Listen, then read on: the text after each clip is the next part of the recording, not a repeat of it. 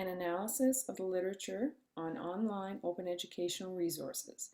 A presentation by Krista Hamilton, Impartial Fulfillment of Course Requirements for Education 6610, Memorial, University of Newfoundland. Open educational resources, OER, refer to online educational materials that can be made available in the public domain for reuse in teaching, learning, or research at no cost other than that related to web hosting and distribution. Schuer and Mulder described some of the characteristics of OER as being flexible, open, time-independent, and easily accessible. Totenel's study adds that no out-of-pocket expenses are incurred when accessing OER. OER is an important theme because, as Hughes and McKenna indicated, when educators can share their resources openly, they are claiming authorship and establishing a teaching identity. As well, efficiently designed OER are a means of providing inexpensive, high quality, and educationally relevant learning materials to educators. OER are also important to learners. Interviews analyzed by Tovar-Caro and Lesko indicated that OER provide a means of accessing higher education that may not have been otherwise available to them. Methods. The 15 sources were published between 2009 and 2014 and were selected from 11 peer-reviewed educational technology journals. The analysis only included sources with the words Open Educational Resources as part of the title. To figure as part of the analysis, the journal sources had to include research participants. This means that meta-analyses, book reviews, etc. were excluded. Of the 15 studies, 7 were conducted in Europe, 4 in North America, 2 in Africa, and 2 were worldwide based. All studies included qualitative data, and 4 studies had some focus on quantitative data. The majority of the 15 studies relied on interviews, comments, and questionnaires to meet their study's purpose. One study analyzed the process of an action research project. Another study surveyed a collection of OER. The participants of the studies varied widely in academic background, position, and reasons for accessing OER. Findings. The 15 studies shared 5 main subthemes related to open educational resources, OER. These subthemes were collaboration, sustainability, value, educator and learner acceptance, and challenges. Collaboration. OER, in particular social networking, has an academic advantage in that it can lead to increased cohesion among students working on the same course. The social networking platform of blogs as OER also increased collaboration, according to Gill et al. Over 78% of students in their study said that the use of blogs as OER increased the fluidity of communication among them. Creating an OER increased collaboration among peer educators in a study by White et al. This increased collaboration in turn led to the provision of time, expertise, and collective space to analyze and address previous issues discussed in OER research. A qualitative study by Tovar-Caro and Lesko revealed that one of the observed benefits of OpenCourseWare, OCW/OER initiatives, was the collaboration with other universities. Similarly, in a study by Scanlon, academic interviewees described their experience with OER as a way to increase collaboration between faculties within their university. Sustainability. Friesen indicated that OER confirmed to still be in use after a period of 7 years are considered as sustainable. There were sustainability concerns expressed by participants primarily in 3 studies. After analyzing a set of OER that were considered inactive over the years 1999 to 2009, Friesen found that they shared at least 2 of these 3 common characteristics. 1. Content collections, public or subject to Creative Commons licensing, were not prioritized. 2. The OER were not limited to a specific subject area. And 3. The OER project began between 2001 and 2003. A sustainability issue found by Dewhurst et al. Was that of sustaining an accurate OER. Value. OER have perceived personal value and benefits to creators, according to Hughes and McKenna. In their study, one participant commented that creating OER helped increase its visibility to the public and therefore built a reputation for her in her area of work. For this participant and others like her, creating OER helped teachers build a reputation and therefore construct a sense of self. OER has perceived value to individuals using it according to Sapire and Reed, who analyzed the results of a survey on a proposed OER. They found some of the benefits of the OER to be affordance for independent study, clarity of the learning pathway through the OER, offering of advanced strategies to account for diversity of learners.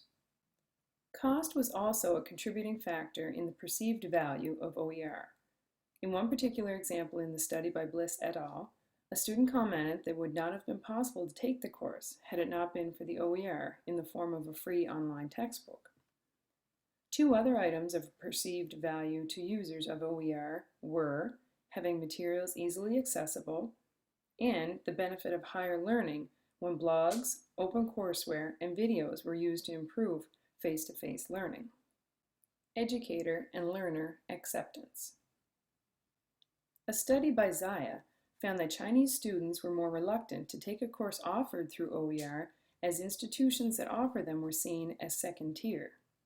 For this reason, not many Western OER are currently translated for use by Chinese students.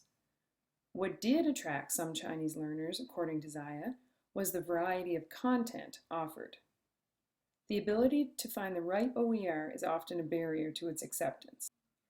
Abby Wardina et al. Concluded that the inability of generic search engines to quickly locate a suitable OER has led to apprehensiveness in the adoption of OER. Educators who were offered a centralized search mechanism served as a major step toward adoption of OER, especially for novice OER users. Similarly, Tavarkaro and Lesko found that one of the factors inhibiting implementation or use of OpenCourseWare or OER was the difficulty with locating appropriate and quality resources. Hughes and McKenna revealed that lack of awareness often contributes to acceptance issues for educators. The participants in this study had no prior experience with OER.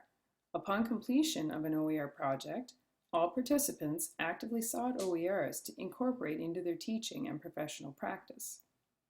Similarly, Rolfe concluded that when educators were unaware of the potential benefits of OER, they were less likely to adopt them. Public opinion can have a positive effect on OER acceptance.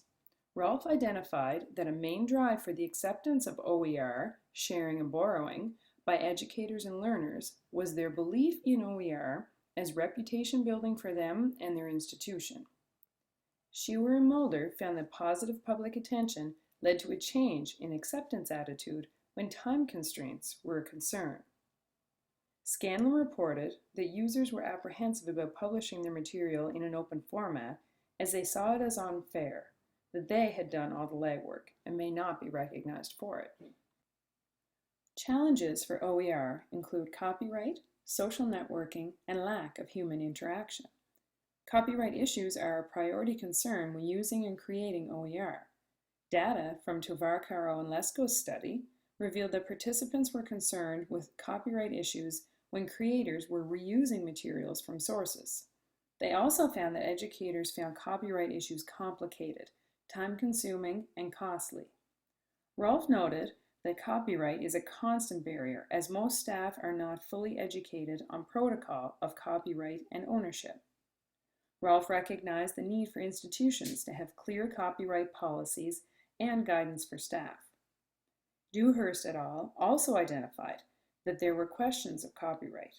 Some supplementary course materials are subject to copyright from external sources, and copyrights can also be limited use only. Dewhurst et al. Also identified the fact that a granted copyright would not extend to the life of an OER, since open educational resources may not have been in existence when the original copyright was granted. Totenel identified a set of barriers when using social networking sites as an open educational resource. The main barriers were administrative and technical, as the support for research in technology and education is still lacking. As well, Totenel concluded that there was lack of knowledge on the educator's part about how to use social networking sites as an OER to enhance learning. In terms of a regular online course, Egan et al. Noted that there is a weaker interaction between the instructor and student due to the loss of face-to-face classes discussion. This analysis provided evidence to support the benefit of using and creating OER to enhance learning.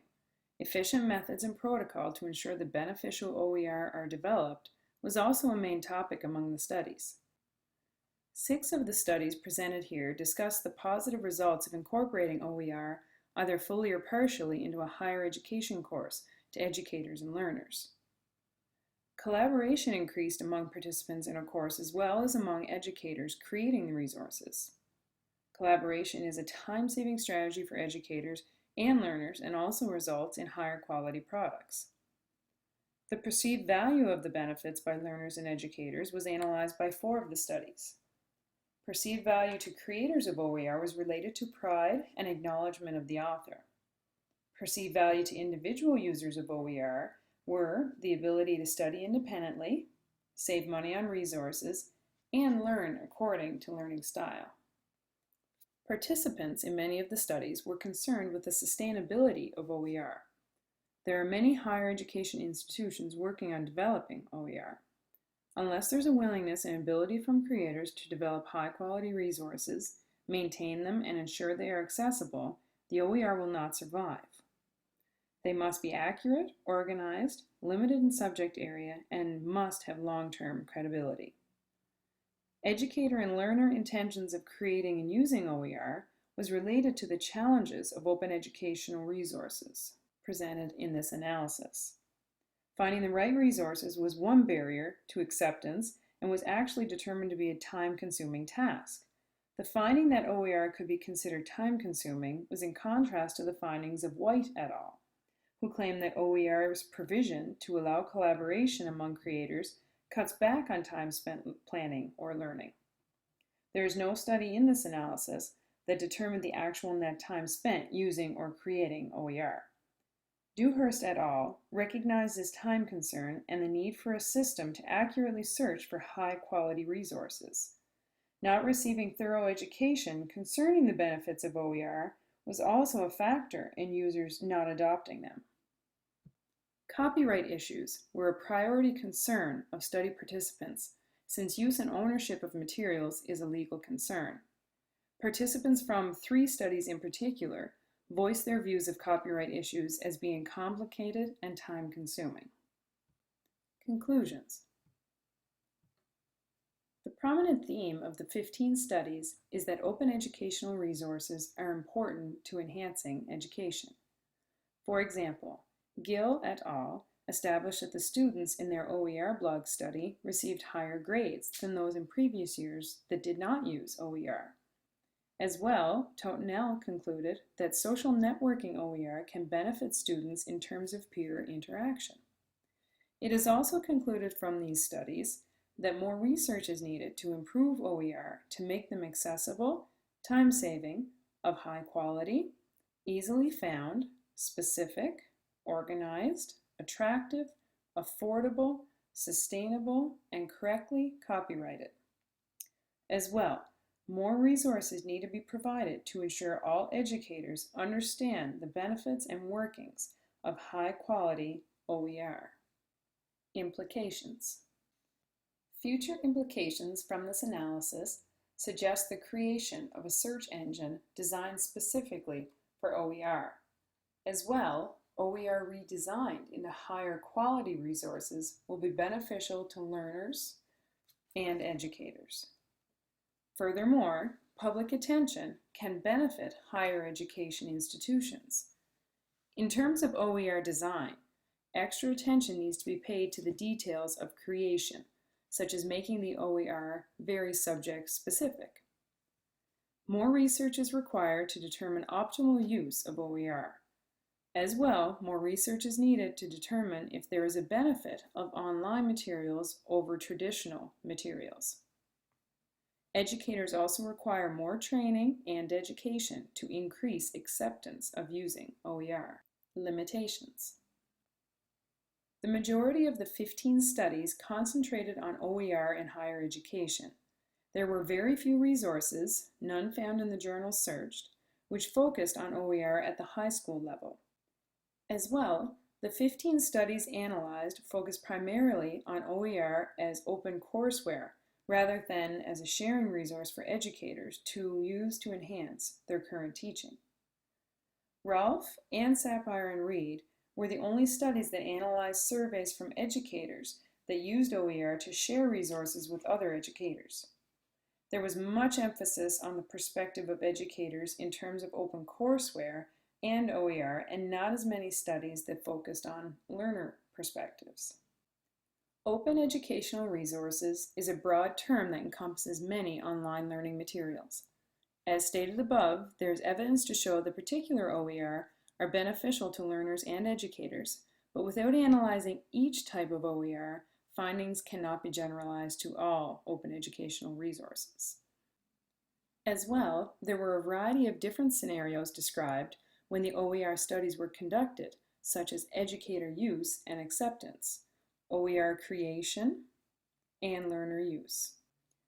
These studies of multiple scenarios have resulted in qualitative data about the effectiveness of particular OER, but there are only a limited number of academic studies on each area.